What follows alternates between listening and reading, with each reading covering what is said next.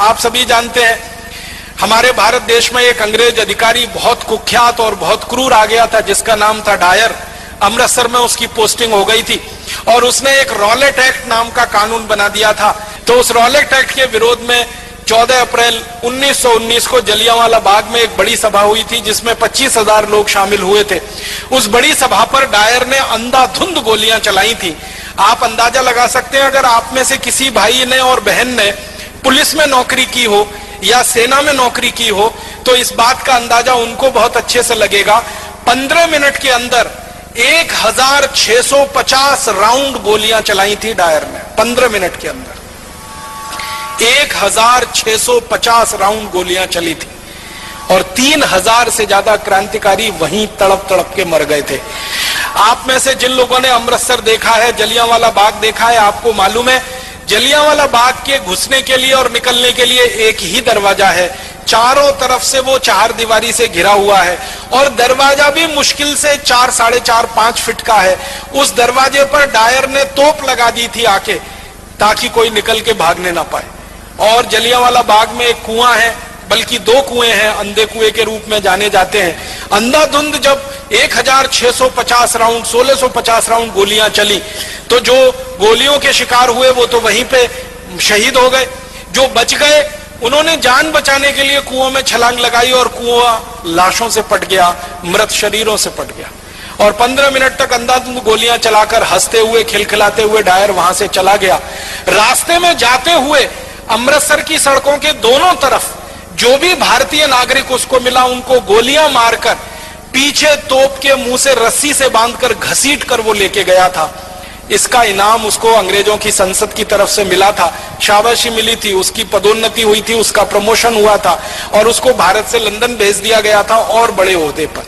ऊधम सिंह उसी हत्याकांड के समय लोगों के बीच में शामिल थे और आप जानते हैं कि उनकी उम्र मुश्किल से उस समय 11-12 साल की हुआ करती थी। तो उस हत्याकांड के समय जब वो शामिल थे और उन्होंने अपनी आंखों से देखा, तो उन्होंने संकल्प लिया था और संकल्प उनका यह था कि जिस डायर ने क्रूरता के साथ मेरे देश के नागरिकों की हत्या की है, इस डायर को मैं नहीं छोड़ूंगा। यह मेरे जीवन का आखिरी संकल्प है। और इस संकल्प को पूरा करने के लिए आपको एक बात और मालूम है शहीद आजम ऊधम सिंह की, कि घर से एकदम गरीब थे, माता पिता का साया उठ चुका था, अनाथ आश्रम में बड़े हुए थे पलकर। माता पिता साथ में नहीं थे, दोनों मर चुके थे। बड़े भाई थे, उनकी मृत्यु हो चुकी थी किसी बीमारी से। अपने परिवार में वो अकेले रह गए थे और उनके पास आर्थिक संसाधन कुछ नहीं थे। तो जब उन्होंने योजना बनाई डायर को मारने की, संकल्प पहले ले लिया और योजना बनाई, तो लंदन जाना है, लंदन जाने के लिए पैसे चाहिए, पैसे कहां से आएंगे? तो उन्होंने तय किया कि मैं किसी के सामने हाथ फैलाऊं, उससे अच्छा है मैं मेहनत मजदूरी करके पैसे कमाऊं। तो उन्होंने कारपेंटरी का काम सीखा, ये लकड़ी का काम जिसको हम कहते हैं, और लकड़ी का काम करते करते इतने पैसे जमा किए कि अमेरिका गए, फिर अमेरिका से लंदन पहुंच गए। लंदन पहुंच के फिर एक होटल में काम किया पानी पिलाने का, ताकि कुछ पैसे इकट्ठे हों और बंदूक खरीदी जा सके, पिस्तौल खरीदी जा सके। और ये सब काम करते करते शहीद आजम ऊधम सिंह को आप जानते हैं 21 साल लग गए।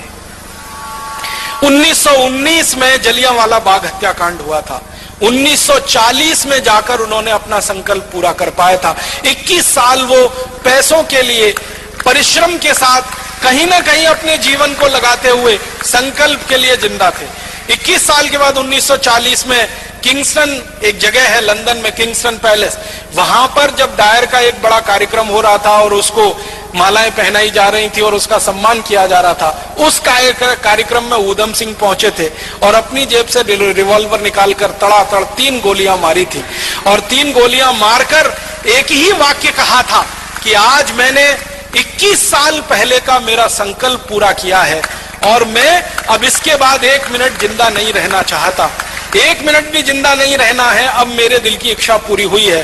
तो रिवॉल्वर को अंग्रेज अधिकारी के सामने जब उन्होंने सौंपा, तो अंग्रेज अधिकारी के हाथ कांप रहे थे, उसको ये लगता था कि ये मुझे भी नहीं मार देगा। तो ऊधम सिंह ने कहा घबराओ मत, मेरी तुमसे कोई दुश्मनी नहीं है, मेरी तो डायर से दुश्मनी थी जिसने मेरे देश के 3000 लोगों को मारा।